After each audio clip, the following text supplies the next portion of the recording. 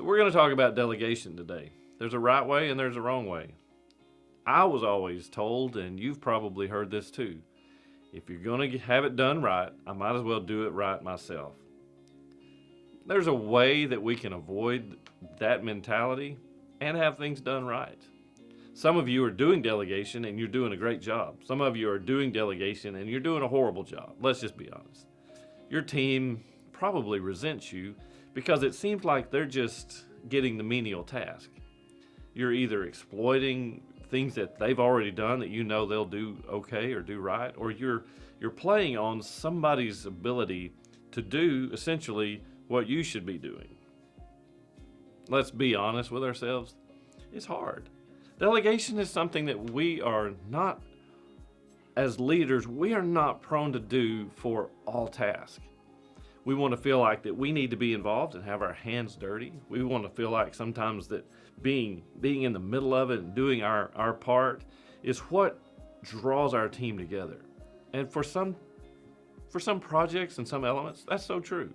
But there is an aspect of delegating that if you're not capable of doing it, you're missing out on the expansion of how much more broadly you can affect not just your team, but the projects and the direction that you're going.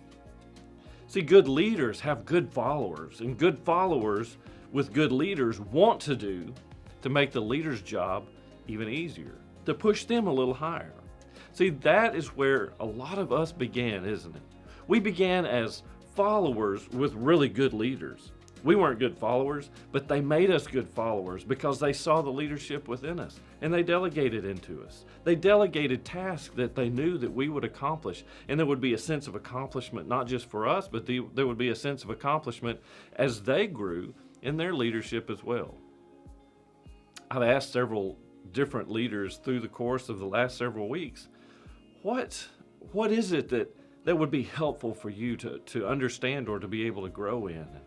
A couple of good answers came out of those conversations, but the one that would always kind of come out in some form was how to delegate, how to be involved and let people do, and how to not make them think that I'm just pushing tasks off on them.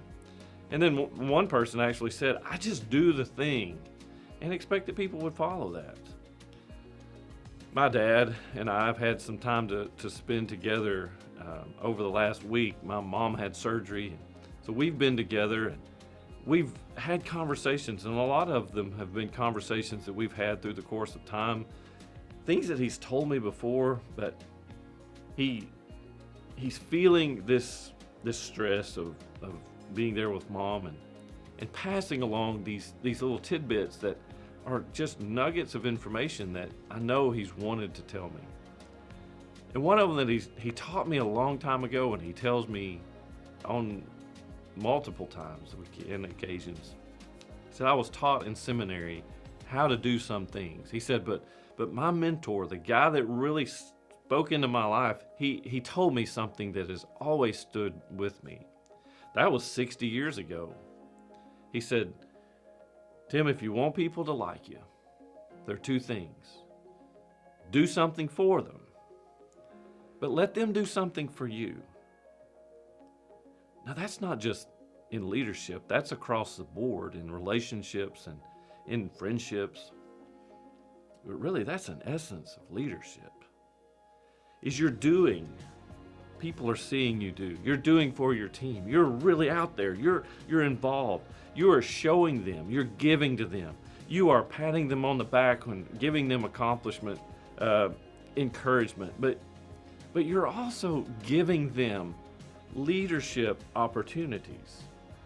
You're there when something happens and you're giving into their life. Maybe it's advice. Maybe you're actually showing up when something goes wrong in their world.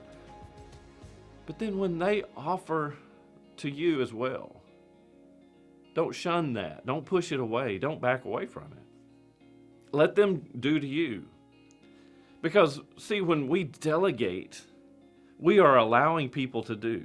If you're a new leader, you're just starting out and you've been wondering and you've been questioning how to make that transition or how to delegate. Some simple steps are involve people, let them do with you, and then give them the reins and let them run with it. There are other times where you are going to have to just lead. You're going to have to just do it. Years ago, I was part of a polar plunge. If you don't know what that is, I'm sure you do. It's when in the middle of winter you jump into a pool, or you run into a lake, or you jump into cold water. I had never done one before, and honestly, I was really anxious about not just the cold water, but doing it right and not being hurt, or I didn't want my heart to stop. I was younger, but there were a lot of things that were involved in that. And I remember the first time I did it, we were standing on the edge, and so we would run into the lake, and then we would dive into the water, underwater, and then immediately up and back out. And it was cold. There were some that had done it before. And there are tasks, and I tell you this because there are tasks that as a leader, sometimes you have to do it. And really, just like that one leader said to me, I just do it and expect people to follow. When you see that person going, you have followers and you go. When we are willing to just do the thing and let people follow, what we're going to discover is that as they begin to lead, as they begin to move forward, as we give them tasks and they take responsibility, that they are going to have people that they are leading, that are following them, that are moving in that same direction. And pretty soon, even though mom always said, hey, if everybody else jumped off a bridge, would you do it? That's not the mentality, but sometimes that seems the direction. We want people to be willing to do because we have created trust. And one of the ways that we are creating trust is delegating. Now, it seems like a long way around to say this. To do things right, I have to do it myself. That's the old way of thinking. To do it right sometimes means that I give it to someone else. Because even if I can do it, they might be able to do it better. They might be able to do it more efficiently. But here's what happens. That task becomes a connection. That connection becomes a relationship. That relationship becomes a connection that is moving us both to a different level. Delegating.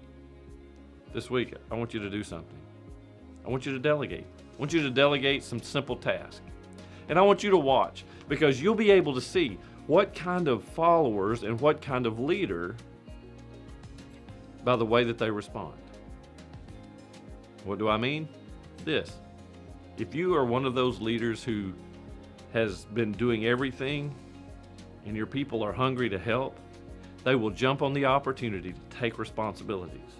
But if you're one of these people who you have been leading, so you think, but you've been doing everything, or you've been delegating these tasks, and you give someone a task and they roll their eyes because it's just another something you don't want to do, that's a heart check.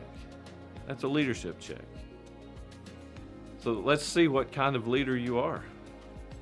And then come back and we'll go further into delegating, into procrastination,